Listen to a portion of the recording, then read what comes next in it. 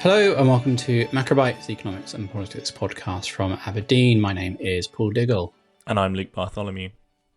And we're recording this a couple of days before the inauguration of incoming President Donald Trump. What we want to do today is discuss and understand the role that Elon Musk, the world's richest person, and the Department of Government Efficiency, DOGE, a pun on the DOGE meme and the associated cryptocurrency, what role they could play in the Trump administration. Because the impact of both DOGE and Musk more broadly is potentially profound, but may also amount to very little. So that's what we're going to debate today. Luke and I are joined by Lizzy Galbraith, political economist here at Aberdeen. Welcome back to the podcast, Lizzy. Thank you very much. So why don't we start by talking about what DOGE is then, and perhaps equally as importantly, what it isn't. Yeah, so despite the name, as you've said, it's the Department of Government Efficiency, it isn't actually a government department. And that is a really important distinction to make, because unlike a true government department, it does not have the authority to actually make any changes to government budgets itself. Congress has that power and will continue to do so. So what this is effectively an advisory body, and we're not entirely sure of what the eventual structure of it is going to be. It appears that it may be partially funded by Musk himself. But regardless of that, it's going to be able to make suggestions about what to cut and where to deregulate, but it isn't going to be able to actually make those changes itself. We are going to still need to see these changes move through Congress in most instances, or potentially through executive order, depending on what the recommendations are. But nonetheless, despite the name, it is crucially not a department. Well, whilst we're on the name, and look, I know it is named as such, as Paul said, so that it could have the Doge pun on the meme and the crypto coin, but I do wonder whether it's not just the department that's a bit of a misnomer in the name, but also efficiency. And the reason I say that is efficiency sounds like a technocratic, neutral thing. It's about getting rid of waste, inefficiency, perhaps fraud as well. But look, the kind of cuts that seem to be in scope that Musk is talking about are much more like a profound reshaping of the size and the role of government. That's much more than just efficiency. There's a huge amount, for better or for worse, of political content to that efficiency sort of smuggles over. So on that note, Lizzy, what are sort of some of the numbers that Musk has talked about in terms of what you want to achieve from spending cuts, federal headcount reduction, and perhaps most importantly, are those at all realistic? Yeah, so this is something that has evolved somewhat over time. Musk had originally said when this new body was announced that he was going to be looking for $2 trillion in reductions to government spending. And again, he wasn't entirely clear over the time frame, but it's been assumed by most people that he's talking about annual reductions. This was seen as an incredibly large and probably unachievable number, but it's since now reduced to a $1 trillion reduction target. And he has again implied that he is talking about annual government spending, in that he is talking about roughly halving the current annual deficit that the US government has. So we think this, again, is a very, very large number when you consider all of the political challenges that come with such a large reduction in the US government budget. So as an example, Social Security, which is an area of US government spending that Trump has pledged not to touch, is worth $1.4 trillion a year. Medicare, again, something that Trump has pledged to avoid cutting, is $870 billion annually. And then you get on to things like defense spending and veterans affairs, which collectively are worth over $1 trillion, where Republicans actually want to increase spending. So taken together, it's very unlikely that you can see cuts of $1 trillion made to the current US total budget, which is something like $6.7 trillion, when you have roughly 2/3 of that budget politically quite difficult to touch, and just shy of $1 trillion currently coming in interest payments as well. Is there a history, Lizzy, of efficiency commissions, of attempting to make large-scale cuts to government spending that are in the US that are relevant to tell us about what DOGE might do? So there has been various attempts over modern US political history of commissions being announced by incoming presidents and Congress, in fact, trying to create spending cuts or at least caps on spending. And they have tended to involve a Republican president coming in and making pledges around efficiency. The most famous is Reagan's Dream Commission, which made very similar pledges to DOGE, in fact, pledging to use this appointed body to try and independently identify areas of waste and excess expenditure and cut down the size of government expenditure.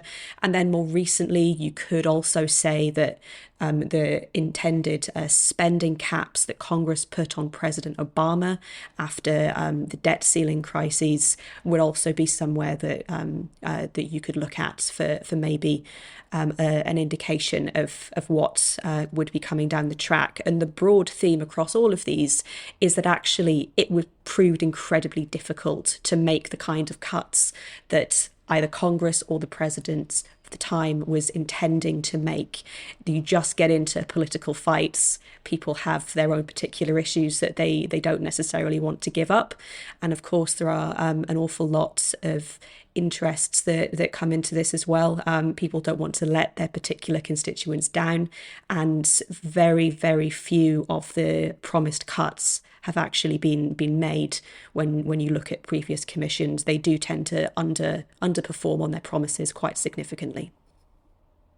Yeah, and what DOGE will ultimately be able or not able to do on spending cuts is going to have potentially quite significant consequences for the US fiscal deficit, because at close to 7% of GDP, the deficit is very large for this point in the cycle. You know, it's unusual to be running that size of a deficit when the economy is at perhaps beyond full employment. And of course, another part of Trump's agenda involves potential tax cuts.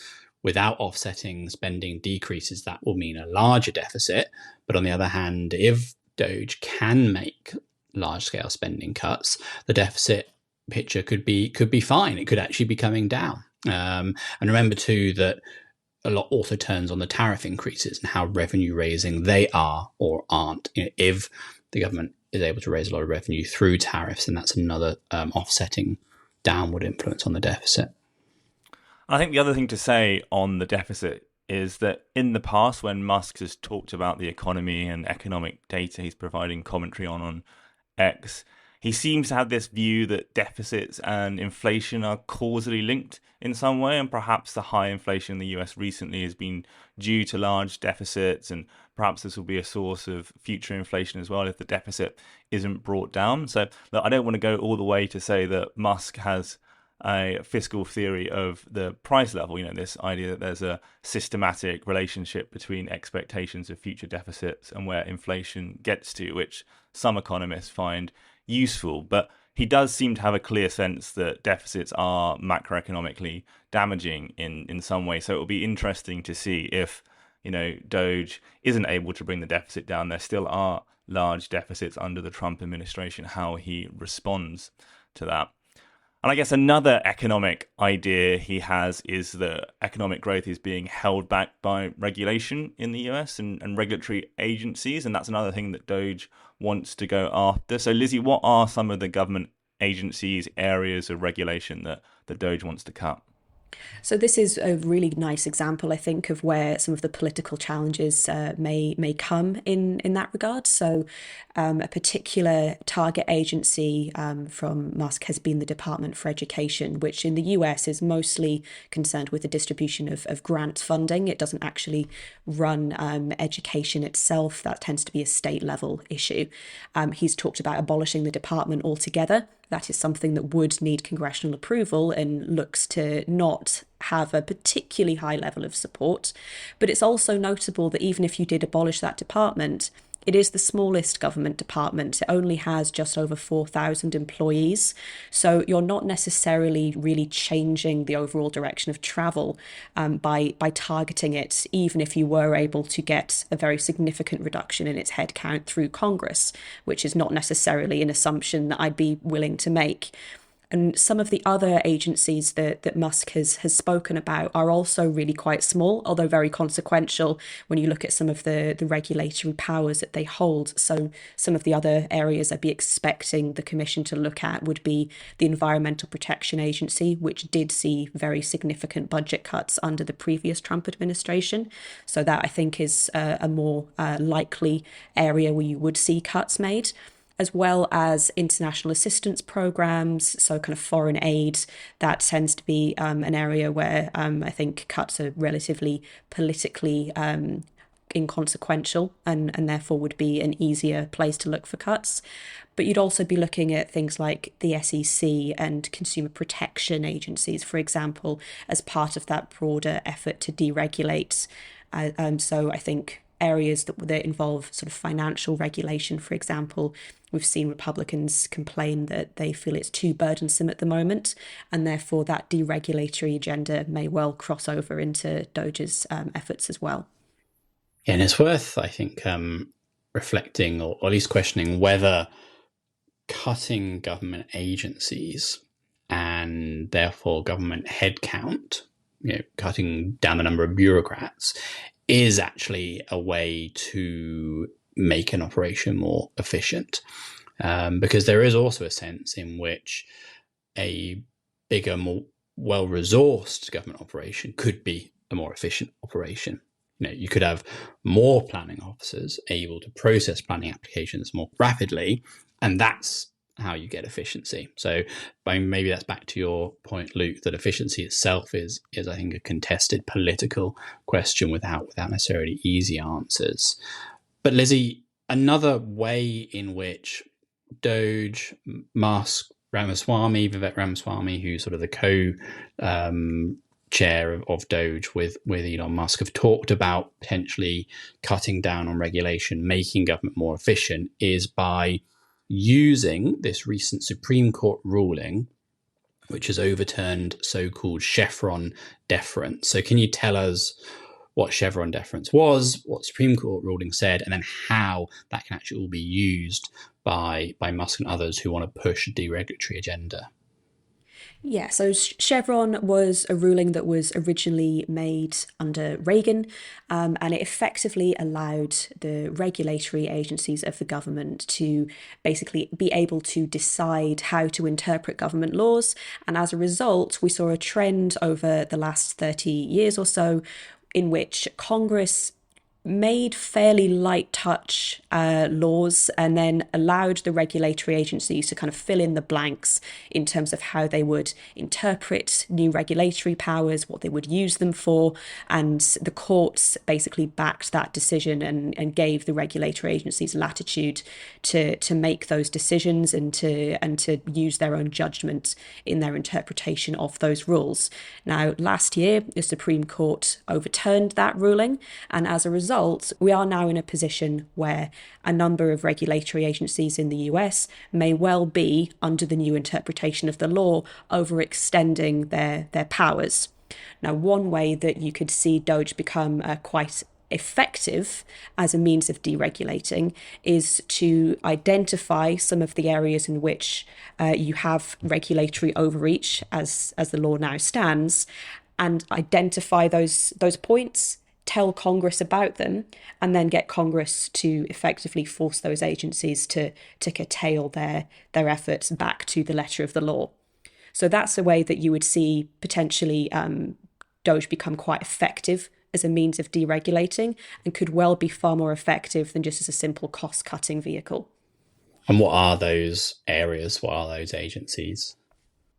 You would definitely be looking at the Environmental Protection Agency, where under both Obama and Biden, you've seen quite a significant increase in environmental regulation. I think you would also probably be looking at the Consumer Financial Protection Bureau, which again was a body that was created under Obama. So it has this same history of existing in a time where Congress was able to just sort of allow the regulatory agencies to fill in the blanks on their legislation. And I think you would also be looking at potentially the IRS, the Internal Revenue Service, and potentially the Securities and Exchange Commission, maybe the Federal Trade Commission as well, to a certain extent. And Musk and Ramaswamy have both talked about wanting to hire lawyers to try and identify some of these areas. So I don't think they necessarily know exactly what they're looking for yet. It's not an exercise that's been done yet, as the ruling is relatively recent. But you would be looking at some of these, in particular, I think, the environmental and consumer protection laws that are more recently introduced because of the way that Congress was passing legislation at the time as being likely targets.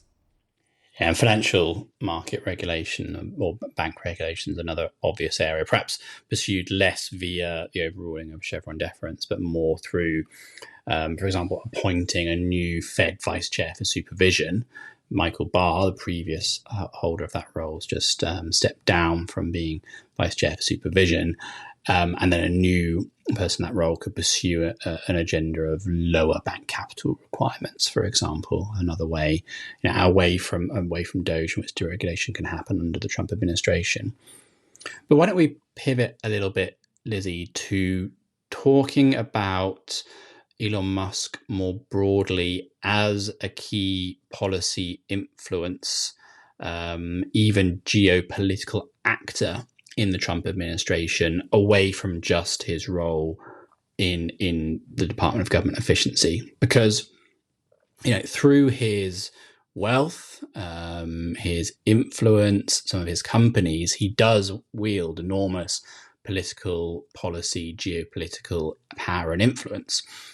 X, formerly Twitter, as a platform to amplify certain messages is enormously important.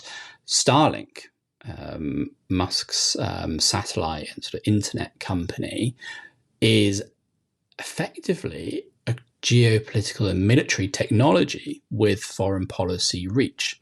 And that was acutely obvious when Musk turned down a request from the Ukrainian government to turn on Starlink over Crimea in 2023. So Ukrainian soldiers had been using Starlink and that internet connectivity in the battlefield, asked for that to be extended over Crimea. Musk balked at that request because of potential ramifications it could have, and that maybe had an influence on the ground. So whether deliberately or sort of just by dint of the power of that technology, he's sort of exerting foreign policy reach as well. And then, of course, an area that's recently come into focus over the past weeks and months has been Musk's interventions in European politics, both on the continent and in the UK. Can you tell us a little bit, Lizzy, about what's been going on there and perhaps what Musk's intentions could be? Yeah, so he's certainly become very interested in, I would say, particularly British and German politics over the last month or so. And there are lots of theories as to how this has happened. He's certainly been very active on his account on X in tweeting about both. And in the case of the German election, he has become directly involved in that he has publicly endorsed Alternative for Deutschland, the far-right party running in that election. And I think it is interesting. We don't know exactly how much Musk is doing this in line with the incoming Trump administration, but it is notable that both Donald Trump Jr. and the incoming Vice President, J.D. Vance, both were at pains to say that this is not official policy, that they are not backing a particular party in this election. So I think there is an extent to which Musk is, still his own person and is not a spokesperson for the US government. He is, to a certain extent, pursuing his own policy and political agendas. And we should be kind of mindful that he is not the US government. They are separate entities. But of course, it does matter. As you said, he is a very influential person, both in terms of his position close to Trump and also the money that he has available to donate as well. Although as a result of his intervention in the German election. We have now seen a renewed debate within the EU about whether or not electoral donation laws need to be tightened up. So there is already a consequence to that action, in a sense. In the UK, it's slightly different. He appears to have become originally interested in some legal cases in the UK, both the conviction of Tommy Robinson in what he would term a freedom of speech case.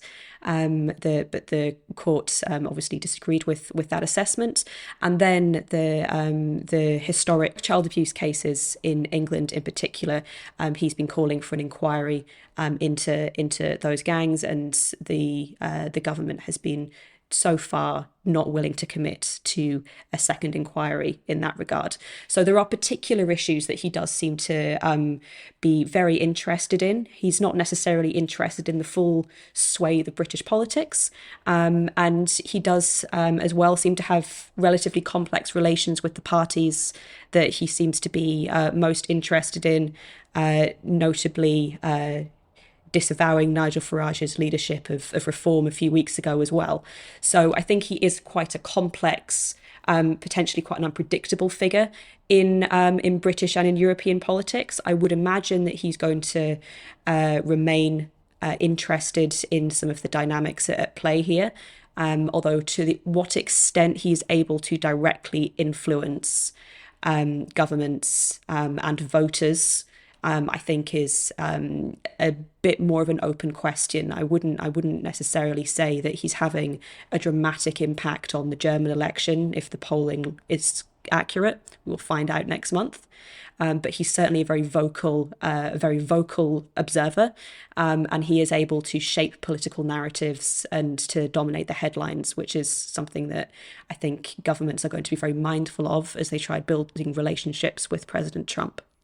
Yeah, and we shouldn't lose sight of just how remarkable, extraordinary, frankly, weird it is that he is able to be, in your words, Lizzie, there, his own person, despite being a key advisor and administration, to be out there criticising so frankly, forthrightly, the government of a sensible US ally. So it will be very interesting to see how diplomatic policy evolves over the future months and years. But perhaps one other area where Musk might have influence outside of DOGE and his formal roles is, there are ways in which he potentially could be moderating parts of the Trump agenda or the agenda of people around him. Recently he came out very strongly in defense of high-skilled immigration to the US. Obviously, he has deep business interests in electric vehicles, so perhaps a voice to continue to support green efforts by the US government.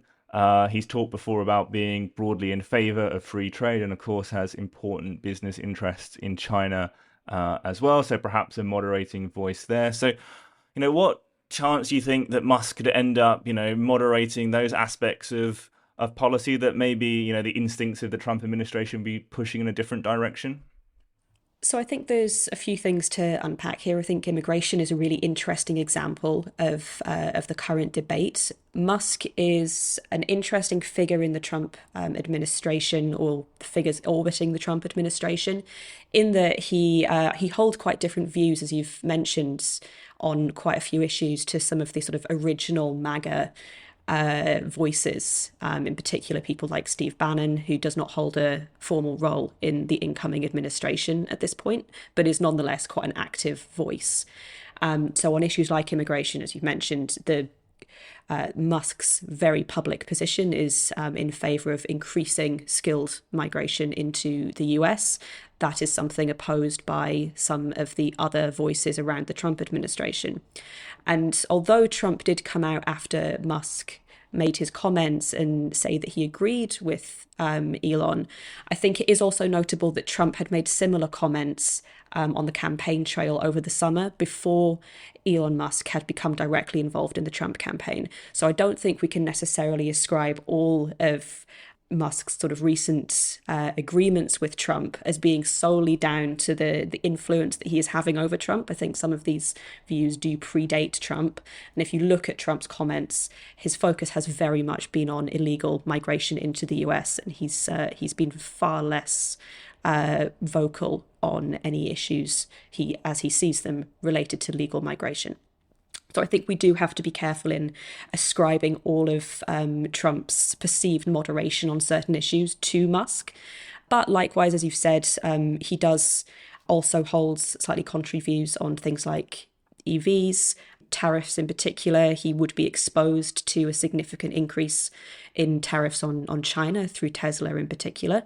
So I think there is almost certainly a likelihood that he's going to voice those concerns to the president, that he will try and make his case for why policy should be closer to his own personal views. But I would be very cautious of thinking that means that policy is going to move in a certain direction. There are a lot of people in the Trump administration. They hold, in many cases, views closer to the stated policy aims of the president. And I think at the moment there is a clear sort of jostling for influence within the Trump team as people try and state their case to the president. I would be very, very reluctant to try and say, well, what Elon wants goes in this new administration. I think we need to take policy as it comes rather than trying to assume that it will be the way that Musk wills it. Well, then perhaps as a final thought, this point that there's a lot of policy jostling and Musk could lose out, and also this mention of Bannon and Farage gives us a clue as to where this could ultimately all end, in the sense that both Musk and Trump have a history of falling out with people. Trump with Bannon, Musk very recently with Farage. So I think it is a very, very plausible scenario that we could see the two of them falling out in the not too distant future. But listen, I think that is all that we have time for this week. No doubt we will come back to many of these topics in the future. But for now, as ever, let me remind you to please like and subscribe wherever you get your podcasts. And all that remains is for me to thank Lizzy for joining us and to thank you all for listening. So thanks very much, and speak again soon.